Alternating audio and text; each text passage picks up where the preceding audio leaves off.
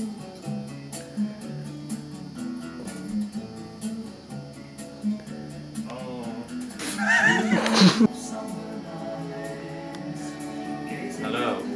and welcome to Dark Room's Minute Talk. I'm Andy. With me today is the author of Walden, Henry David Thoreau. Welcome, Henry. Hello, Andy. So, Henry, what was it like growing up? Well, Andy, it wasn't bad. I lived by Ralph Waldo Emerson. I learned many things from him. But, as I told my family, I was always looking through the stars, trying to see God.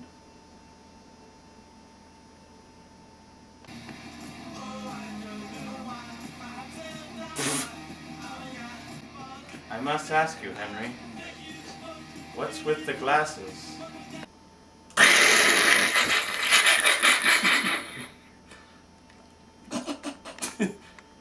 I'm from the...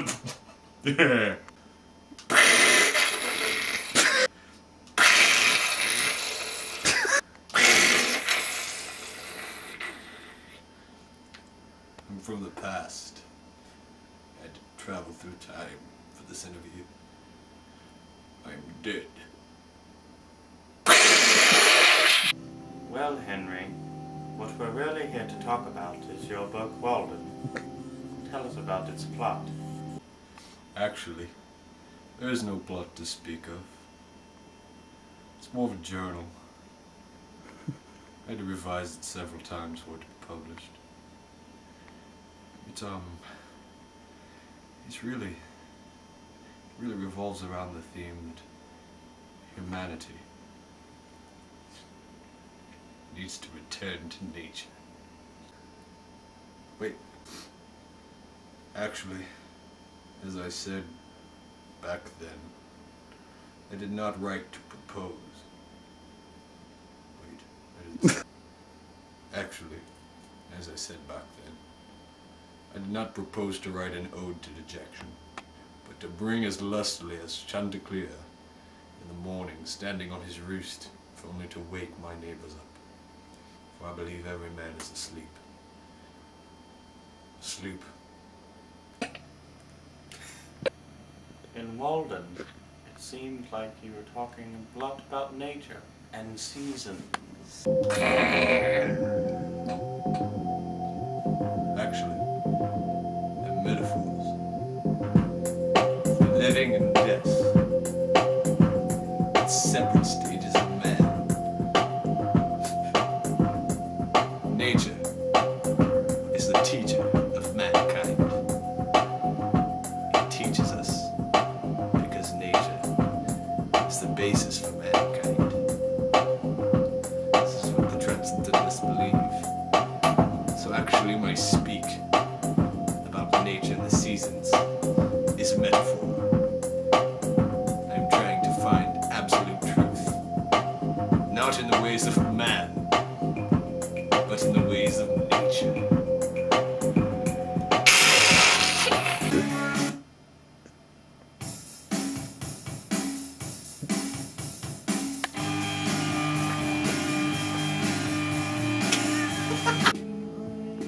Your book seems to lack cohesiveness.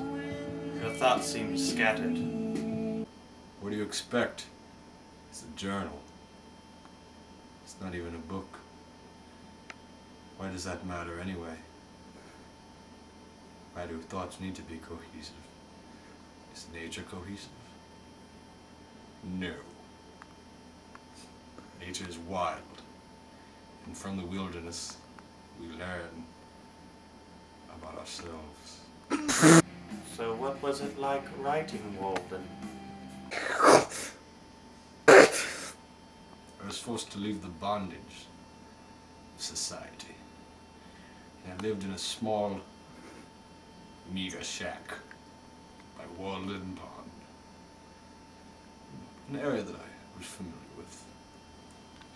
2 miles from any other inhabitants.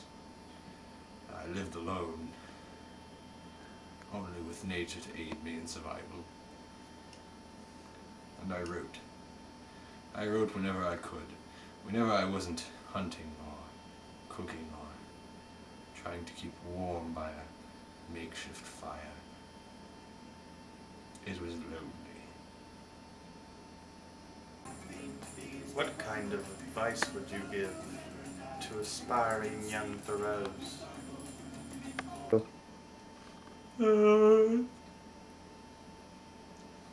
It's quite simple, really.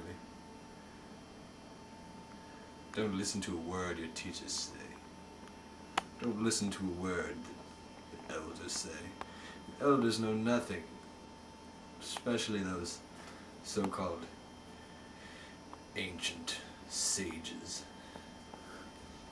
As I've said before, a living dog's better than a dead lion.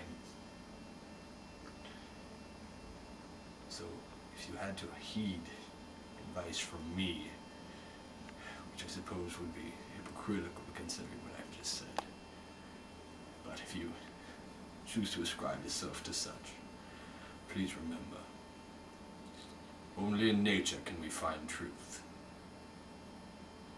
Only in nature can we find truth.